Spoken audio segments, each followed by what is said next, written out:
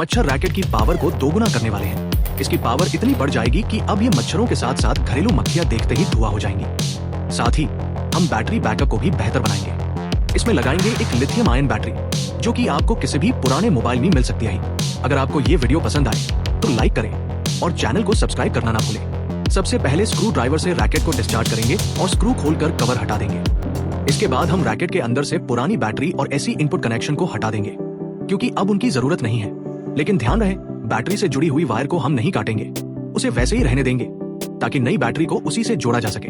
हाँ, और याद रखिए कि पॉजिटिव और नेगेटिव वायर कौन सी है। अब हम एसी वायर को रैकेट से निकाल रहे हैं, क्योंकि अपग्रेड के बाद इसकी जरूरत नहीं पड़ेगी। अब हम TP4056 बैटरी चार्जिंग मॉड्यूल लगाएंगे। इस मॉड्यूल की बाहर वाली 2 वायर पावर आउटपुट के लिए होती है, जिन्हें अब हम रैकेट से कनेक्ट करेंगे, और बीच की 2 वायर बैटरी को कनेक्ट करने के लिए होती है। ऊपर वाली 2 वायर और पिन चार्जिंग इनपुट के लिए होती है। यहीं से हम बैटरी को चार्ज करेंगे। ये मॉड्यूल बैटरी को ओवरचार्ज या ओवर डिस्चार्ज होने से बचाता है और उसकी लाइफ भी बढ़ा देता है। इसके साथ हमें चाहिए एक लिथियम आयन बैटरी, कुछ वायर, और ये आपके ऊपर है कि आप डीसी सॉकेट लगाना चाहते हैं या नहीं, क्योंकि इस मॉड्यूल को सीधे मोबाइल चार्जर से भी चार्ज किया जा सकता है। और हाँ, आप लिथियम आयन मोबाइल बैटरी के अलावा 18650 लिथियम बैटरी का भी इस्तेमाल कर सकते हैं। दोनों बैटरियां एक जैसा ही काम करती है। आप किसी का भी इस्तेमाल कर सकते हैं। अब हम बैटरी का कनेक्शन कर लेंगे। सबसे पहले रेड वायर को पॉजिटिव और ग्रे वायर को नेगेटिव से कनेक्ट करेंगे। अब इन दोनों वायर को हम मॉड्यूल के पॉजिटिव और नेगेटिव टर्मिनल से जोड़ेंगे।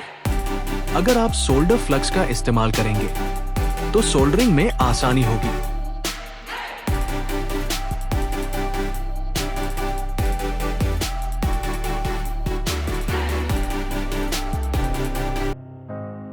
अब हम मोबाइल चार्जर लगाकर चेक करते हैं कि बैटरी चार्ज हो रही है या नहीं।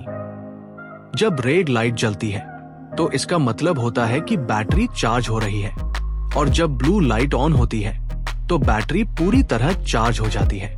हाँ, बैटरी सही से चार्ज हो रही है। अगर आप मोबाइल चार्जर का इस्तेमाल नहीं करना चाहते तो आप डीसी कनेक्टर लगा सकते हैं। चलिए अब डीसी कनेक्टर को कनेक्ट करते हैं।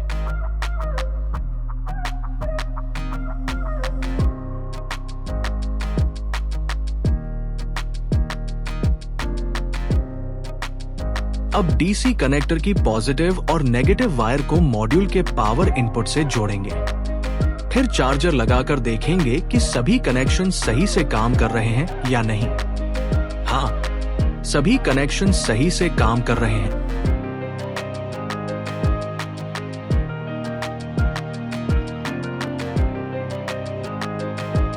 अब हम बैटरी वायर को रैकेट से सोल्डर कर लेंगे।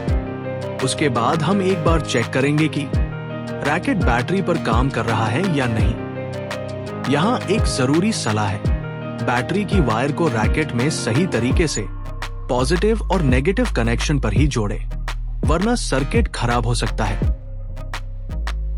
अब स्विच ऑन करें और टेस्ट कीजिए।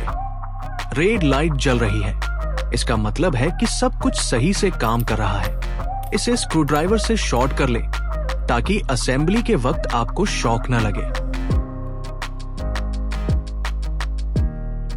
अब आप बैटरी और डीसी प्लग के लिए रैकेट में जगह बना ले ताकि आउटर कवर को फिट करने में कोई दिक्कत ना हो।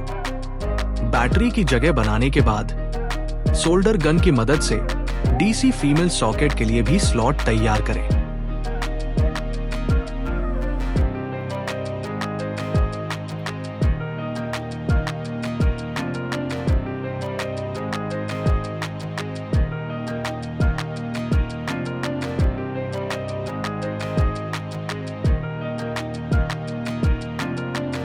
अब फाइनल असेंबली के लिए बैटरी और मॉड्यूल को उनकी तय की गई जगह पर ठीक से फिट कर ले।